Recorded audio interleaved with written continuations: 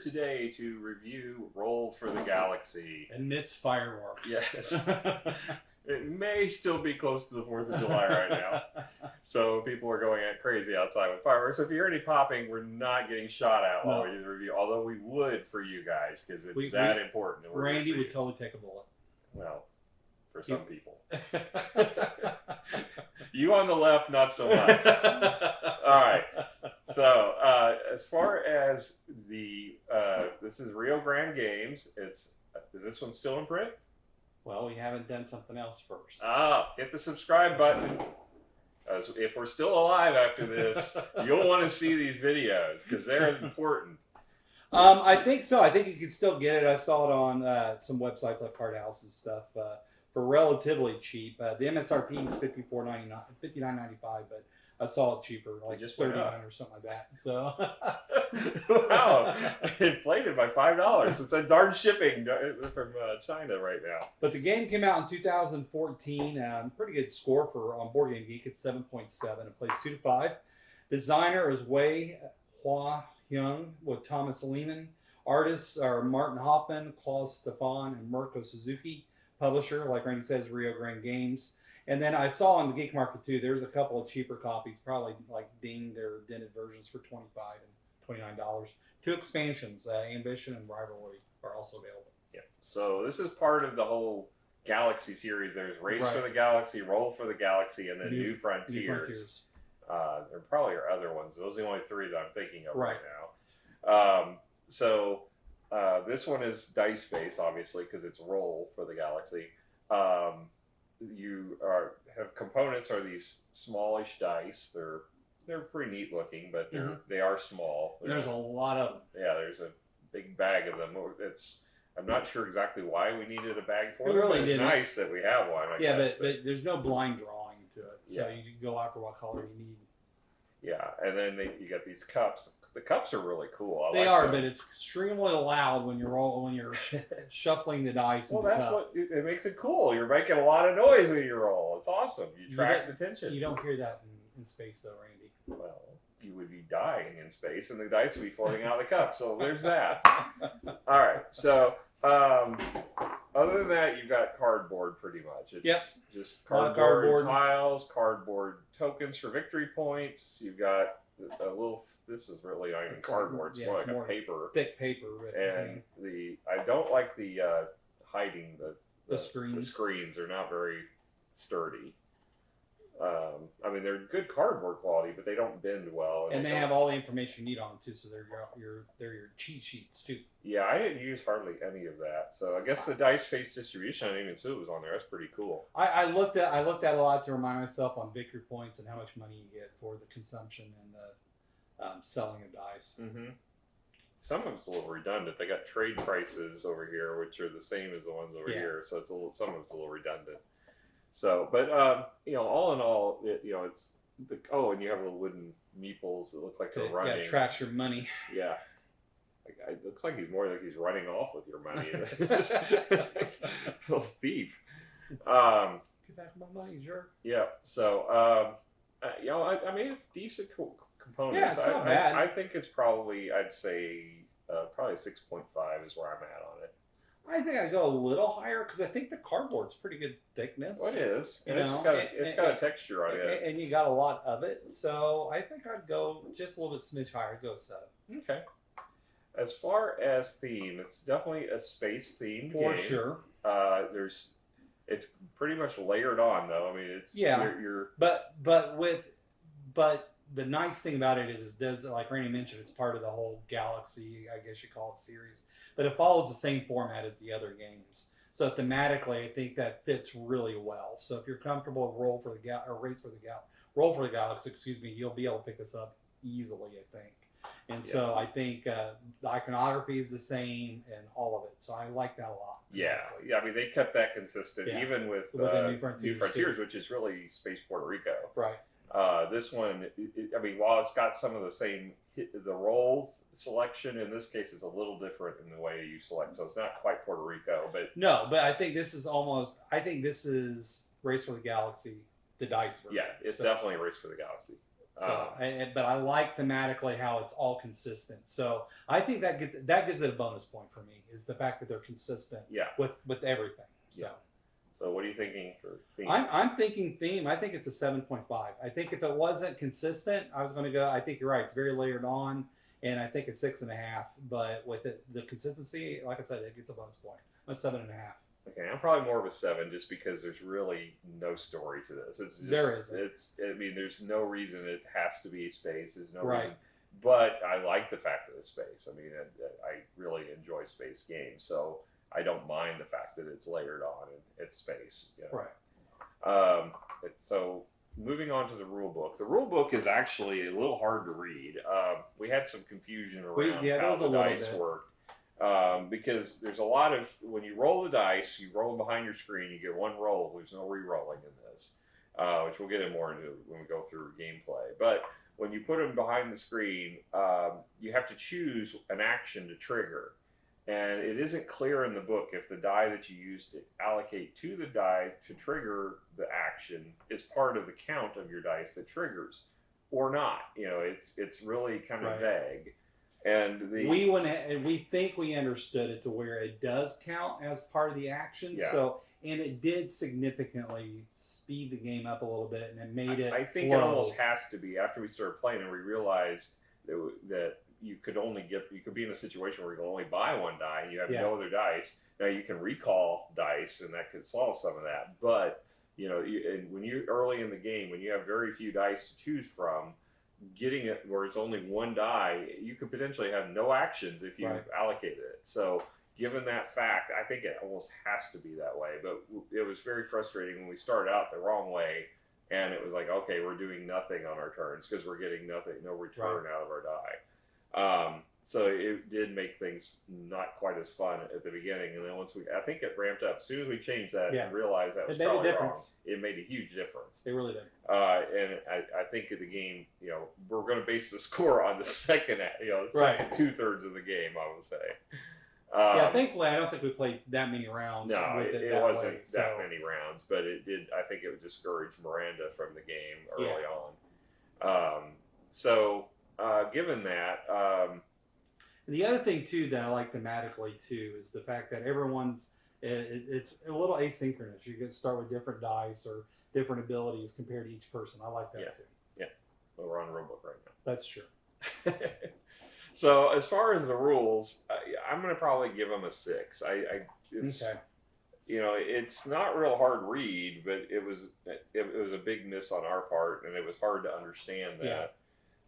You think maybe that if you're familiar with the other games, that maybe they took that into consideration? Like they're just going to assume you know some stuff. I don't. It's been a long time since I played Race for the Galaxy, but I don't recall there being that situation where you're allocating an action and you're potentially using one of the dice to trigger it. You know, it's more the cards that you have and how it plays out. So I don't recall it being a problem before confusion, but it did cause us some confusion. This is one of Nick and Vic, some of our co-creators, one of their favorites. So we probably should have reached out to them and said, hey, we got a question. Yeah. But it caused us a little confusion. So I think a 6 is probably fair on the rule book because there's not a lot of examples. There are actually very few examples in this book. And I'm definitely interested to see if the expansions make the rulebook a little bit easier or different. Yeah, it got examples, but they're all pictures, just pictures with arrows with no description around them. As far as the gameplay in this, once we got it down, it wasn't hard. It moved pretty fast after that. The one grievance I will say I don't like about this game is that it's very easy to cheat. If you're into cheating, or you make a mistake, because if you flip a die accidentally. Because you're playing everything hidden behind a screen. And I've got some friends that just absolutely refuse to play games like that because of the fact that it is, there is the capability of doing it. Absolutely. So you're going to roll a set of dice. You're going to get, depending on your starting scenario, you're going to have a different combination of dice, as Rob pointed out. So you're going to get 3 base dice, which is the white dice are just the basic dice you get. and you're going to get those in your cup. And then you're going to get 2 white dice in your starting area, which is your citizenry. And then you may get some other combination. You might get more dice in your cup. You might get more dice in your citizenry. Miranda had it where she didn't get any dice up front, but she got a bunch of money to invest in dice in the future rounds. So you're going to roll the dice that you have in your cup behind your screen, and you get to allocate them. There's a little card behind your screen that's got the 5 faces of the dice. In addition, there's some of the dice will have an asterisk, which is wild. It could be any of the 5. And then you're going to choose which ones you're going to line them up underneath, but you're going to choose only one of those to trigger. And the hope is that somebody else at the table will trigger one of the other choices that you've got lined up. The 5 choices out there. If they don't trigger, those dice are wasted and they go back in your cup for the next round. So if you can get them to you look at kind of what your opponents might do and kind of assume and say, okay, well, I'll trigger this one. And hopefully you roll the right die. So. Yeah. So there's, unfortunately, if 2 of you choose the same action, everybody gets that action anyway, but it's kind of a waste if 2 people do it because those dice you're only going to have 1 action to choose from instead of 2 in that And there's case. a little bit of mitigation in the fact that you could use 2 dice, or you can waste a die. We call it waste, but you're using a die to change the die fate of the second die. Yeah. So you can help mitigate a little bit, but you're not using that first die. So, Mm-hmm. And I got lucky with one of the tiles I drew at the beginning where it let me actually set a die automatically to ship for free without wasting a die. Now, granted, I didn't take advantage of it until the very end as far as shipping. But, yeah, I mean, at least it mitigated where I didn't have to burn a die if I really wanted to ship. And I think having all of them be the same actually helped me a lot early on as far as the brown, all being the brown tiles. So the tiles there's 2 ways to end this game. You can get 12 tiles. You start with 3 by default. Right. But if you get 9 more and you get 12 total tiles in front of you, that will trigger the end of the game. Or based upon the number of players, there's 12 victory points per player. So there were 36 because we had a 3-player game.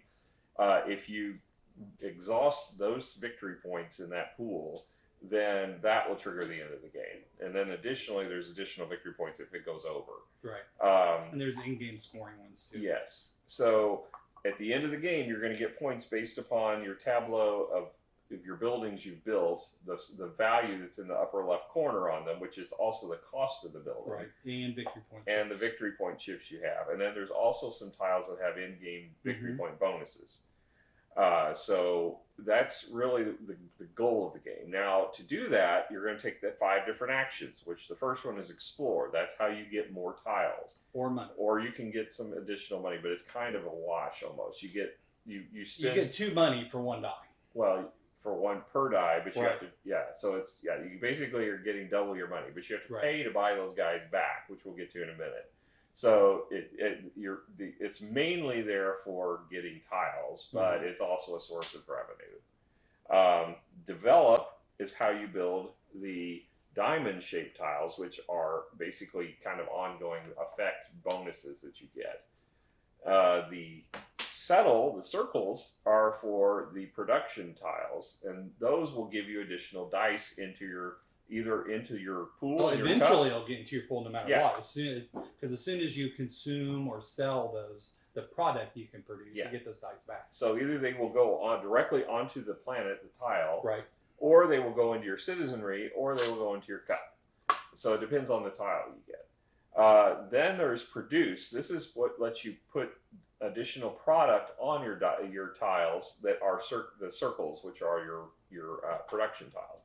These are the product is the actual die. So if you get the cylinder shape on the die, you can allocate it to one of your production tiles of your choice, and for every die you play. Now, there's bonuses if you are consuming, which we'll get to in a second, the die, if the tile and the color of the tile and the color of the die match. And so you'll want to try, when you're doing your produce, you'll want to put the dice to match the colors as best you can. So then the last action is ship, and this is how you sell or consume the die. the product that you produced in previous rounds, or even in the same round potentially. Yeah, I did a lot in the same rounds. So if you trade, then you get money for it. So there's a ranking system. The blue are worth 3, and it goes all the way up to the yellow, which are worth 6 per die.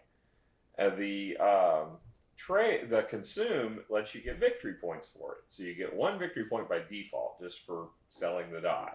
And then you get 1 if the die that you're selling matches the face of the tile that you're on. So a yellow die on a yellow planet. And then you get 3 points if the tile and the die you triggered it with all are the same color.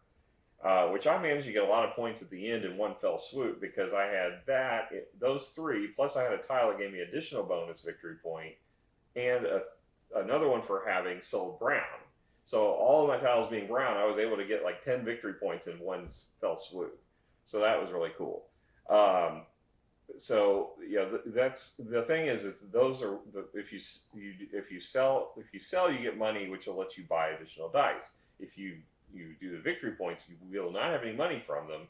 You'll get victory points, which is awesome towards the end of the game.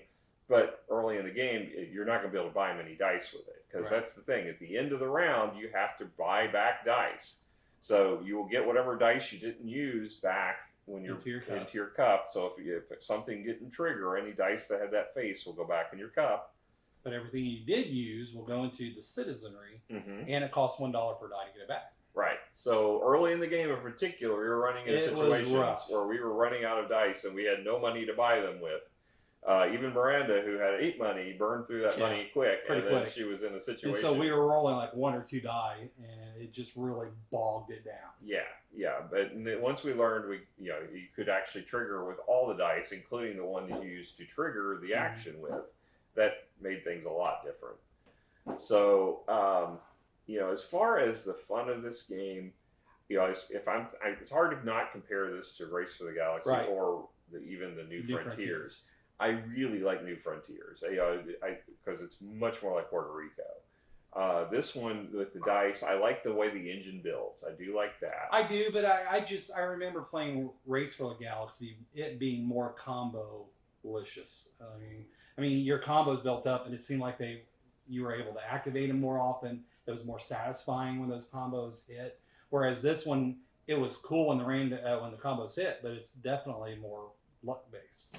You had to roll the right die or hope that your opponents activated those areas you needed for your combos to hit. I still really enjoyed it. Yeah. But I just think Race was a little bit better in that regard. Well, I disagree and agree with you on this one because I think I had a really cool combo going with my buildings. Right. I agree on the dice aspect of it, that you've got more luck base as far as what's going to come up.